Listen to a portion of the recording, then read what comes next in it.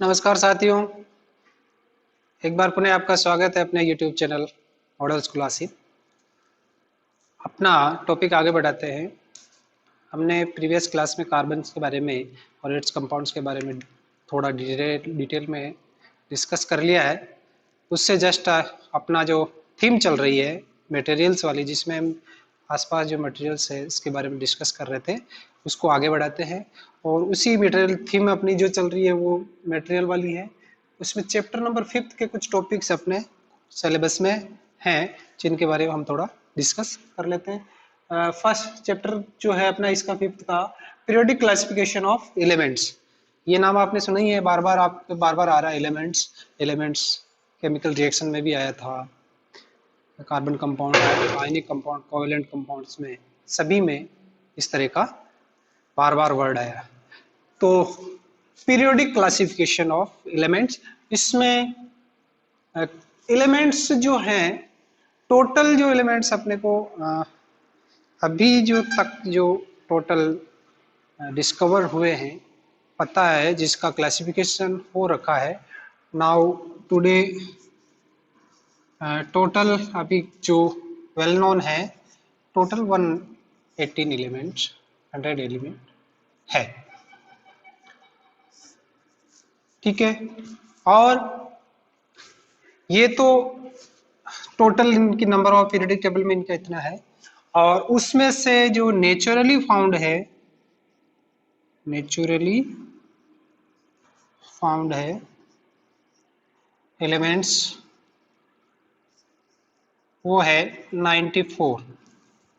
94 के आगे 95 जो भी आएगा एलिमेंट, जिसका भी नंबर होगा, उसके बाद आपका जो नेचुरली नहीं पाया जाता है उसको आर्टिफिशियली लेबोरेटरी के अंदर उनको सिंथेसाइज किया गया है, और अलग अलग फिजिकल कंडीशन, अलग अलग फिजिकल स्टेट के अकॉर्डिंग। तो अब इनका नीड, अब देखिए टॉपिक अपना है need of classification of elements. अब 118 यानी टोटल 118 जो टोटल एलिमेंट है, अब उनका स्टडी कैसे करें, है ना। किस तरीके से हर एक की स्टडी की जाए ताकि वो बहुत ही इजी तरीके से हम उसको, उसके जो फंडामेंटल प्रॉपर्टीज है उसको क्लासिफाई करके एक स्पेशल उसको स्टडी कर सके। तो जैसे आप देखते हैं नॉर्मली हम घर पे भी ऐसे काम करते हैं कि जैसे 2-3 भाई बहन एक साथ पढ़ते हैं, तो सब जैसे घर पे होमवर्क करते हैं, जो भी काम करते हैं, तो सब अपने अपनी चीज़ों को अलग अलग सेपरेट रखते हैं। जैसे 6, 7, 8, 9th में भाई बहन आपस में पढ़ते हैं, तो सब कहते हैं कि मेरी बुक्स इस ब्लॉक में रखूंगा, मैं मेरी नोटबुक्स इस ब्लॉक में रखूंगा, जबकि है उसी की है, फिर भी उनको अलग अलग ब्लॉक वाइज वो उसको अरेंज करके रखता है। तो उससे क्या होता है, जब भी उससे रिलेटेड, उसके सब्जेक्ट से रिलेटेड, उसकी क्लास से रिलेटेड जो भी तो बुक्स उसको या नोटबुक उसको चाहिए, तुरंत अपने ब्लॉक में जाके उसको चेक कर लेगा। मतलब उसने क्या किया, अपना जो सारी जो बुक्स नोटबुक्स थी उसको एक ग्रुप बना दिया कि इस जगह मेरी मिलेगी, इस जगह भैया की मिलेगी। तो इस तरीके से हम क्या करते हैं, उनको अलग अलग ब्लॉक में, जब इजी, एक एग्जांपल, बहुत अच्छा एग्जांपल है, ऐसा हम क्यों करते हैं, क्यों ना हम एक साथ इनको A180 को ऐसे ही पढ़ लेते हैं, है ना। क्यों इनको अलग अलग किया जाए, क्लासिफिकेशन क्यों किया जाए। जैसे अब 550 स्टूडेंट है, तो सबको एक साथ इकट्ठा करके क्या स्टडी किया जा सकता है, क्या ये इजी रहेगा? कतई इजी नहीं रहेगा, इसमें हमें बहुत ही अनकंफर्टेबल महसूस होगा। तो उसके लिए हम क्या करते हैं, कुछ 6th क्लास में रखते हैं, कुछ 7th में, कुछ 8th क्लास, कुछ 9th, कुछ जैसे करते हैं 12th तक, और उनको अलग अलग अपना सेक्शन अलोटेट करते हैं, और ताकि उनका जो टोटल मैनेजमेंट है वो थोड़ा इजी हो जाए और अपने को कंफर्टेबल लगे।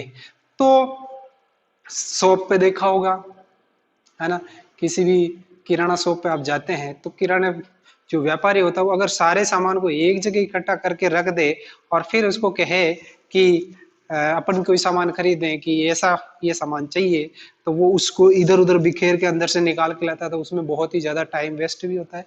तो वो क्या करता है, उसको अपनी पूरी जो शॉप के अंदर अलग अलग बॉक्स बना देता है, और उसमें एक बॉक्स में इस मसाले रखता है, किसी अलग बॉक्स में दूसरे तरह का मसाला रखता है, किसी में सॉप्स, किसी में मैच बॉक्स वगैरह, किसी में और शुगर वगैरह, ऐसे वो अलग अलग ब्लॉक वाइज रख लेता है, ताकि जब भी उसको कोई चीज कोई कस्टमर कहेगा तो तुरंत जाके वो उसी ब्लॉक नंबर या ग्रुप नंबर 10 में जाके, उसमें नंबरिंग भी होती है, नाम भी लिखे होते हैं, आपने देखा होगा, ताकि वो तुरंत वहां से अपना काम इजी और अरेंज इजीली कर सके, और उसका मैनेजमेंट भी अच्छा रहे।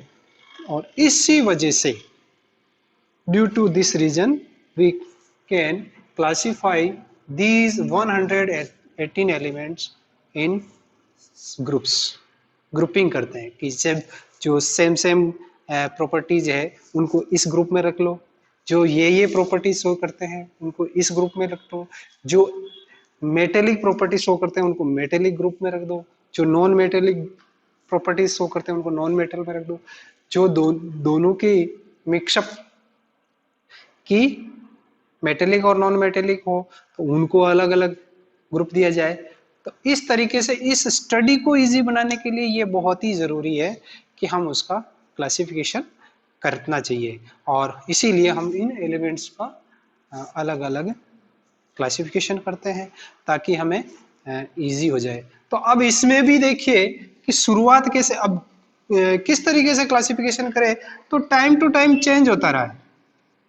टाइम टू टाइम कैसे इसमें डेवलपमेंट हुआ, चेंज आए, तो उसको हम आगे स्टडी कर लेते हैं, ताकि इससे इसकी जो पीरियोडिक जो टेबल बनी है 118 एलिमेंट्स की, उनको हम इजीली और कंफर्टेबली उसको स्टडी कर सके।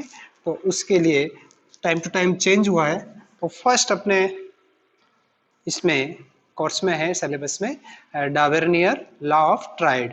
उसने सबसे पहले ट्राई किया कि इन एलिमेंट्स को किस तरीके से हम अरेंज करें ताकि इनका अच्छी तरीके से स्टडी कर पाए। तो सबसे पहले हम इसका रीजन लिख देते हैं, why we can classify these elements. तो सबसे पहले इसका रीजन लिख देते हैं। तो हम इसका रीजन देख लेते हैं कि मेन रीजन क्या है, the study of the large number of elements, यानी टोटल एलिमेंट्स कितने हैं अभी वेल नोन 118, तो is reduced to study of few groups. अब उसका क्या ग्रुपिंग कर दिया, कुछ सेम केमिकल प्रॉपर्टीज वाले जो शो करेंगे वो सब एक ग्रुप में होंगे, दूसरे थोड़े अलग शो करने वाले वो अलग ग्रुप में होंगे। तो इस तरीके से एक बहुत ही ज्यादा जो नंबर था एलिमेंट्स का, ये बहुत सारे आजकल क्या है इसको 115 भी मानते हैं, बट ये सिंथेसाइज हो चुके हैं टोटल। आज अपने जो सारणी है पीरियोडिक टेबल उसमें 118 को प्लेस कर रखा है।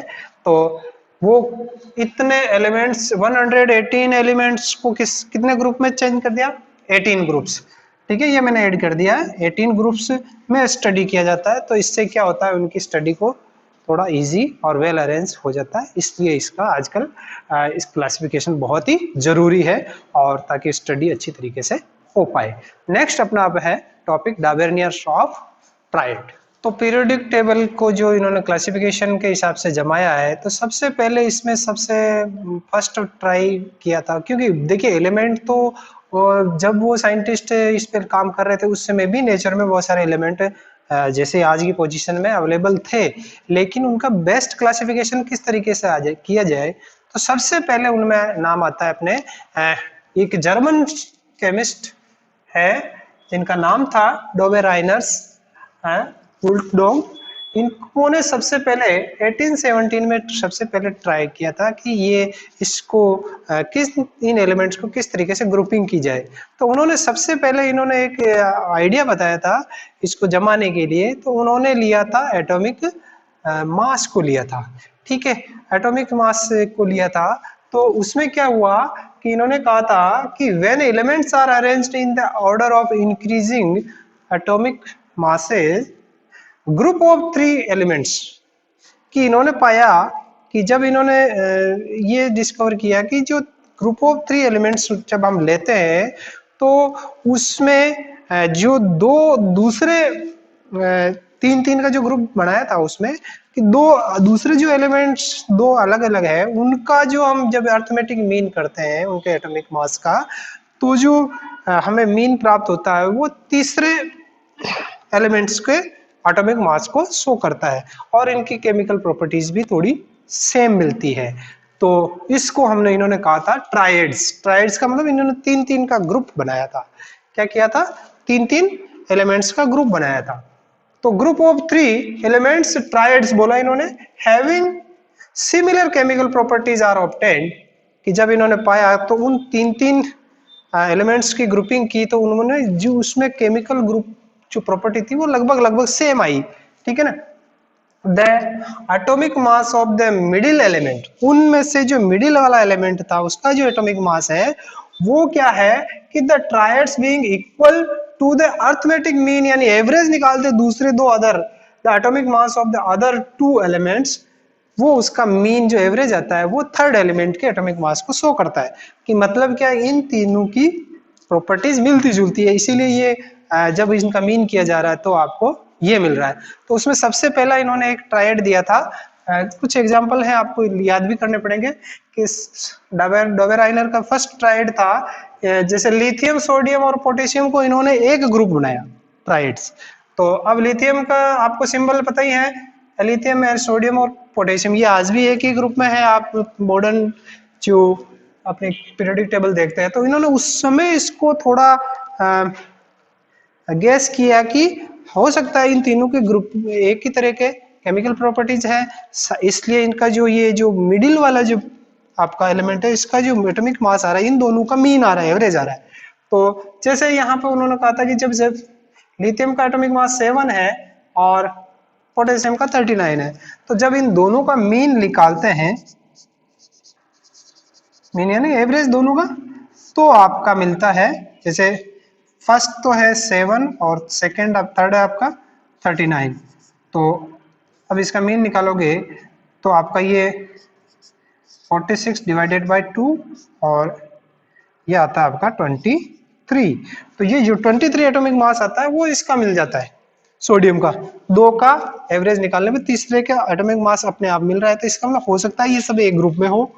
तो इन्होंने सबसे पहले ट्राई किया था, तो इन्होंने ट्रायड नाम दिए, 3-3 की ग्रुपिंग की थी और फर्स्ट और थर्ड एलिमेंट्स का जब एटॉमिक मास का आप मीन करेंगे, अरिथमेटिक मीन यानी एवरेज निकालेंगे, तो थर्ड जो मिडिल वाला एलिमेंट है उसका एटॉमिक मास आ जाता है। तो इसको इन्होंने, और इनकी नेचर देखी, केमिकल प्रॉपर्टीज भी सेम मिली। उन्होंने क्या किया था, जो इनकी जो केमिकल प्रॉपर्टीज थी वो भी कैसी थी, एल्कली। केमिकल प्रॉपर्टीज में ये क्या है, एल्कली नेचर का है। मीन्स क्या, एल्कली मीन्स हमने पहले बताया था जो वाटर सोल्यूबल है, जो साल्ट जो भी आपके बेसेस वो एल्कली होंगे। तो इनकी नेचर कैसी हुई, बेसिक नेचर, यानी ये बेस बनाते थे, सभी तीनों ही बनाते हैं, या हम आज भी जानते हैं, इनको हमने स्टडी किया था मेटल्स में। तो इनकी नेचर कैसी होती है, बेस नेचर होती है। और अब बेस आपको पता है, इसका लिटमस टेस्ट करोगे तो आपको इसमें red litmus turns into blue. तो इन्होंने क्या किया, इनको जो ये जो नेचर थी इसके ऊपर इनको नाम दिया पहला इनको एल्केली ग्रुप्स। कौन सा नाम बताया इनको, एल्केली ग्रुप्स ऑफ मेटल, ये सभी मेटल्स हैं। तो इन्होंने फर्स्ट इसी ट्रायड के बेस पर इन्होंने पहला ग्रुप क्या बनाया, बताया था इन्होंने कि ये जो लिथियम और पोटेशियम का जब आप मीन निकालेंगे तो सोडियम का एटॉमिक मास आता है, जो कि सेम नेचर का होगा, केमिकल प्रॉपर्टीज सेम होगी, लेकिन जो उसका एटॉमिक मास आएगा वो फर्स्ट और थर्ड दोनों का जब एवरेज निकालेंगे 23 सोडियम का अपने आप आएगा। इसलिए इसका मतलब इनके प्रॉपर्टीज शायद सिमिलर है, so that these are called triads. और इनकी नेचर कैसी है, बेसिक नेचर है। और इस तरीके से उन्होंने स्टार्टिंग दिया था कि फर्स्ट शायद ऐसा हो सकता है ये क्लासिफिकेशन में कि ये ट्रायड्स एक ग्रुप में रहेंगे। तो ये इन्होंने फर्स्ट ट्राई किया था एलिमेंट्स को ऐसे क्लासिफिकेशन करने का। नाम याद रखने हैं normally, Dobereiner triads and 1817 German chemist थे। और इन्होंने फिर एक दूसरा ग्रुप, 2-3 ग्रुप बनाए थे इन्होंने। एक एग्जाम्पल अपने को सीखना है। दूसरा था इनका, यह थोड़ा कंजेस्टेड हो गया, मैं इसको मिटा के ऊपर लिख देता हूँ, मिटा देता हूँ। फर्स्ट ग्रुप हो गया, इन्होंने अल्कली ग्रुप बनाया था जिसमें इन्होंने मेटल्स को लिया था। एक ग्रुप और बनाया था जिसमें हैलोजन ग्रुप, दूसरा हैलोजन ग्रुप। तो हैलोजन ग्रुप में इसका बेसिक प्रॉपर्टीज क्या है कि अब इस जो क्या बनाए, इसको वर्ड को अपन देखें तो हेलो क्या है, हेलो का मतलब वर्ड ग्रीक वर्ड है, इसमें इसका मीन तो साल्ट बनाता है। और जिन, जिन का मतलब प्रोड्यूस करता है।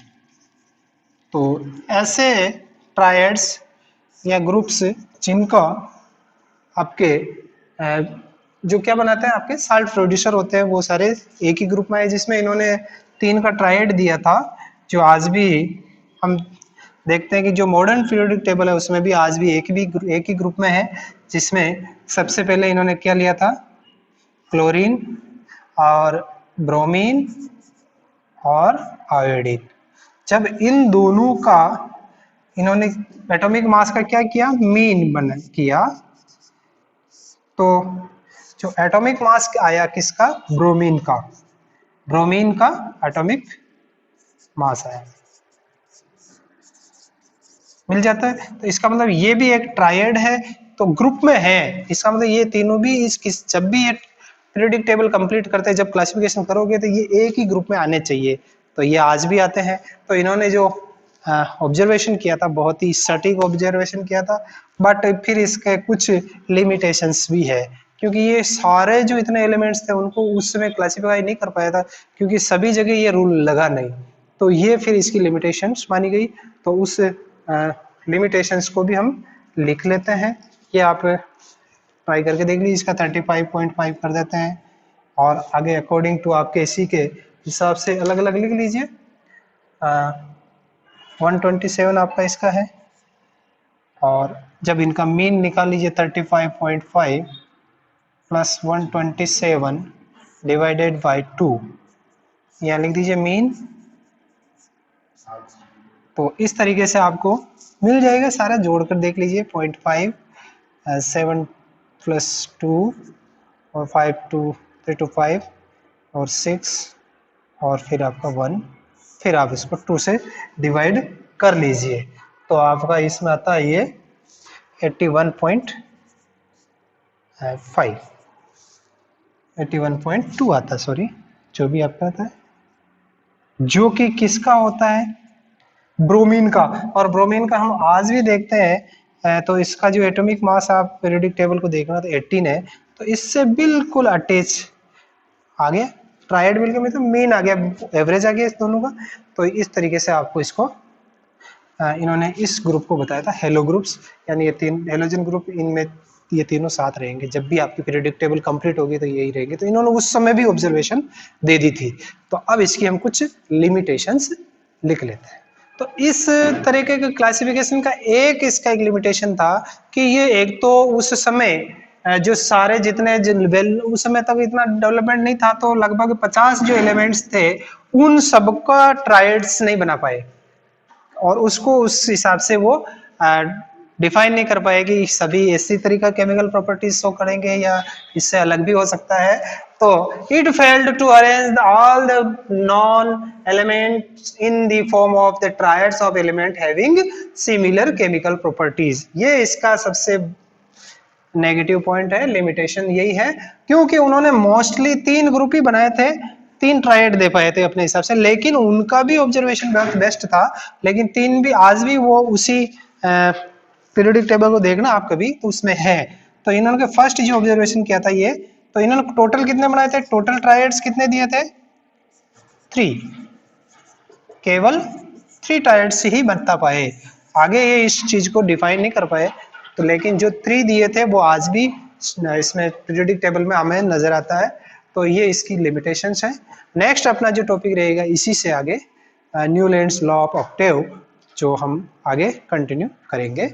एंड नेक्स्ट टॉपिक अपना हो जाएगा न्यूलैंड्स लॉ ऑफ ऑक्टेव। खुश रहिए, पढ़ते रहिए। Thank you very much.